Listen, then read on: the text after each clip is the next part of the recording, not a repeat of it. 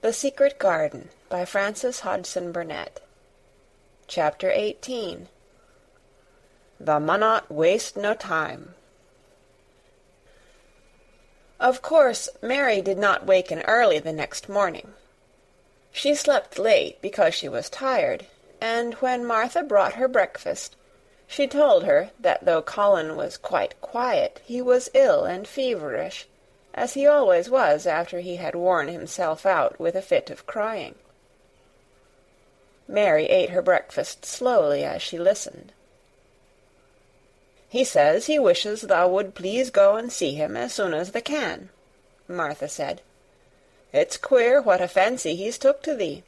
Thou did give it him last night for sure, didn't thou? Nobody else would have dared to do it. Poor lad, he's been spoiled till salt won't save him. Mother says as the two worst things as can happen to a child is never to have his own way, or always to have it. She doesn't know which is the worst. Thou was in a fine temper thyself, too, but he says to me when I went into his room, 'Please ask Miss Mary if she'll please come and talk to me.' Think o' him saying please. Will you go, miss?" "I'll run and see Dickon first," said Mary.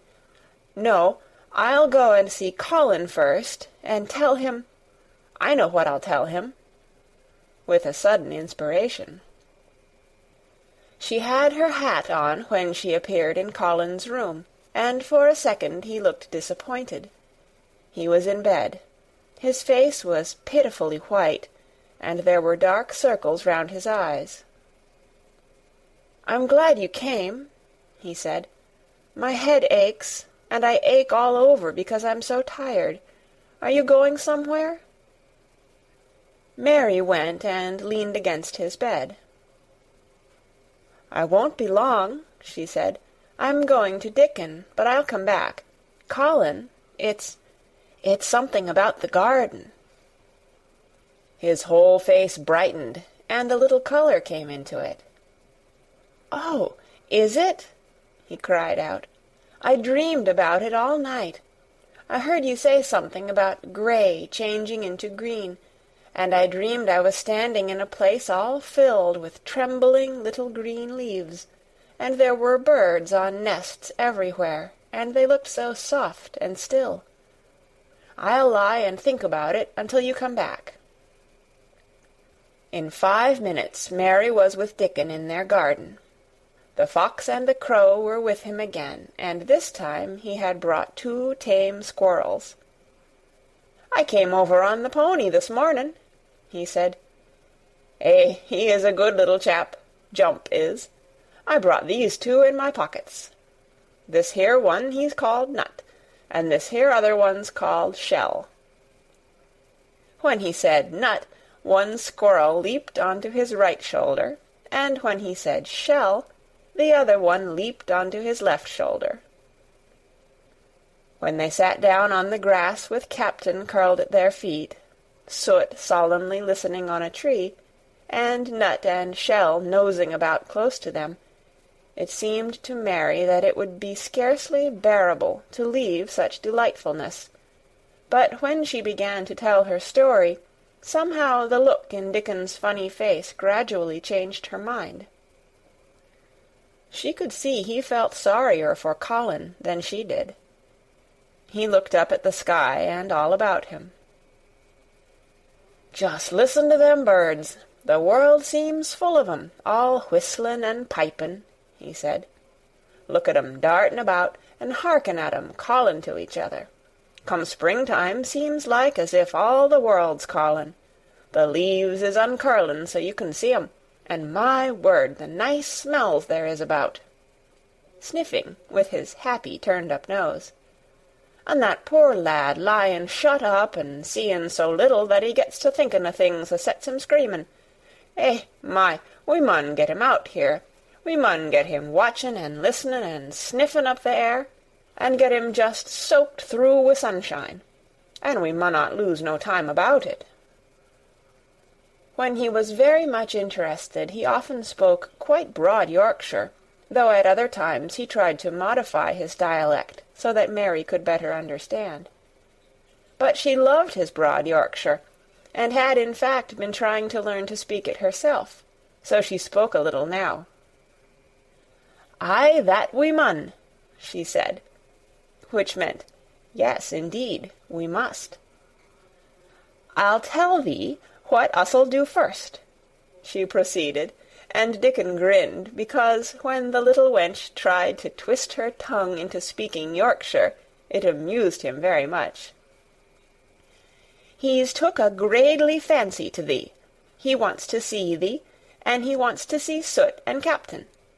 When I go back to the house to talk to him, I'll ax him if thou canna come and see him to-morrow morning, and bring the creatures with thee, and then, in a bit, when there's more leaves out, and happen a bud or two, we'll get him to come out, and thou shall push him in his chair, and we'll bring him here and show him everything."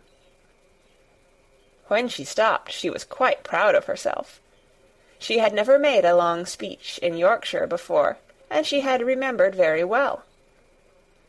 "Thou mun talk a bit o' Yorkshire like that to Mr. Colin," Dickon chuckled. "Thou'll make him laugh, and there's nowt as good for ill folk as laughin' is. Mother says she believes as a half-hour's good laugh every mornin' 'ud cure a chap as was making ready for typhus fever." "I'm going to talk Yorkshire to him this very day," said Mary, chuckling herself. The garden had reached the time when every day and every night it seemed as if magicians were passing through it, drawing loveliness out of the earth and the boughs with wands. It was hard to go away and leave it all, particularly as Nut had actually crept onto her dress, and Shell had scrambled down the trunk of the apple-tree they sat under, and stayed there looking at her with inquiring eyes. But she went back to the house, and when she sat down close to Colin's bed, he began to sniff as Dickon did, though not in such an experienced way. "You smell like flowers, and fresh things," he cried out quite joyously. "What is it you smell of? It's cool and warm and sweet all at the same time." "It's the wind from the moor," said Mary. "It comes a-sittin' on the grass under a tree wi' Dickon and wi' Captain and Soot and Nut and Shell. It's the springtime and out-o'-doors and sunshine, as smells so gradely." She said it as broadly as she could, and you do not know how broadly Yorkshire sounds until you have heard someone speak it. Colin began to laugh. "What are you doing?" he said. "I never heard you talk like that before. How funny it sounds." "I'm giving thee a bit o' Yorkshire," answered Mary triumphantly. "I canna talk as gradely as Dickon and Martha can, but thou sees I can shape a bit. Doesn't thou understand a bit o' Yorkshire when thou hears it? And thou a Yorkshire lad thysel, bred and born. I wonder thou'rt not ashamed o' thy face." And then she began to laugh too, and they both laughed until they could not stop themselves, and they laughed until the room echoed, and Mrs. Medlock, opening the door to come in, drew back into the corridor, and stood listening, amazed. "Well, upon my word," she said, speaking rather broad Yorkshire herself, because there was no one to hear her, and she was so astonished. "Who ever heard the like? Whoever on earth would ha' thought it?" There was so much to talk about. It seemed as if Colin could never hear enough of Dickon and Captain and Soot and Nut and Shell and the pony whose name was Jump. Mary had run round into the wood with Dickon to see Jump. He was a tiny little shaggy moor pony, with thick locks hanging over his eyes, and with a pretty face and a nuzzling velvet nose. He was rather thin with living on moor grass, but he was as tough and wiry as if the muscle in his little legs had been made of steel springs. He had lifted his head and whinnied softly the moment he saw Dickon, and he had trotted up to him and put his head across his shoulder, and then Dickon had talked into his ear, and Jump had talked back in odd little whinnies and puffs and snorts. Dickon had made him give Mary his small front hoof and kiss her on the cheek with his velvet muzzle. "Does he really understand everything Dickon says?" Colin asked. "It seems as if he does," answered Mary. "Dickon says anything will understand if you're friends with it for sure, but you have to be friends for sure." Colin lay quiet a little while, and his strange grey eyes seemed to be staring at the wall, but Mary saw he was thinking. "I wish I was friends with things," he said at last, "but I'm not. I never had anything to be friends with, and I can't bear people." "Can't you bear me?" asked Mary. "Yes, I can," he answered. "It's funny, but I even like you." "Ben Weatherstaff said I was like him," said Mary. "He said he'd warrant we'd both got the same nasty tempers. I think you are like him, too. We are all three alike, you and I and Ben Weatherstaff. He said we were neither of us much to look at, and we were as sour as we looked. But I don't feel as sour as I used to before I knew the Robin and Dickon." "Did you feel as if you hated people?" "Yes," answered Mary, without any affectation. "I should have detested you if I had seen you before I saw the Robin and Dickon." Colin put out his thin hand and touched her. "Mary," he said, "I wish I hadn't said what I did about sending Dickon away. I hated you when you said he was like an angel, and I laughed at you, but perhaps he is."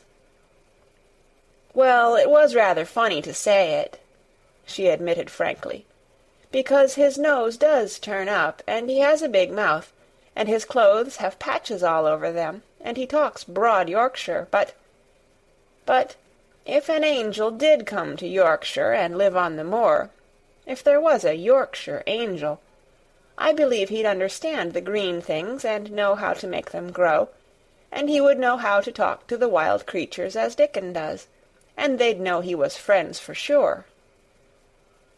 "I shouldn't mind Dickon looking at me," said Colin.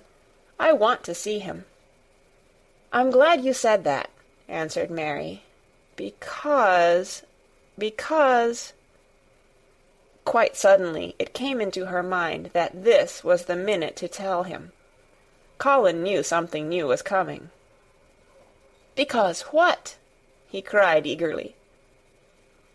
Mary was so anxious that she got up from her stool and came to him and caught hold of both his hands. "Can I trust you? I trusted Dickon because birds trusted him. Can I trust you for sure, she implored. Her face was so solemn that he almost whispered his answer. "Yes, yes." "Well, Dickon will come to see you tomorrow morning, and he'll bring his creatures with him." "Oh, oh!" Colin cried out in delight. "But that's not all," Mary went on, almost pale with solemn excitement. "The rest is better. There is a door into the garden. I found it. It is under the ivy on the wall." If he had been a strong, healthy boy, Colin would probably have shouted, "Hooray! Hooray! Hooray!" But he was weak and rather hysterical. His eyes grew bigger and bigger, and he gasped for breath. "Oh, Mary!" he cried out with a half-sob. "Shall I see it? Shall I get into it? Shall I live to get into it?" And he clutched her hands and dragged her toward him. "Of course you'll see it," snapped Mary indignantly. "Of course you'll live to get into it. Don't be silly." And she was so unhysterical and natural and childish that she brought him to his senses, and he began to laugh at himself. And a few minutes afterward she was sitting on her stool again, telling him not what she imagined the secret garden to be like, but what it really was, and Colin's aches and tiredness were forgotten, and he was listening enraptured. "It is just what you thought it would be," he said at last. "It sounds just as if you had really seen it. You know I said that when you told me first." Mary hesitated about 2 minutes, and then boldly spoke the truth. "I had seen it, and I had been in," she said.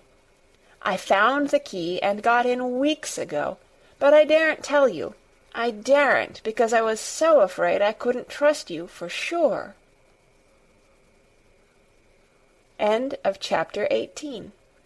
Read by Kara Schallenberg on February 9th, 2006, in Oceanside, California.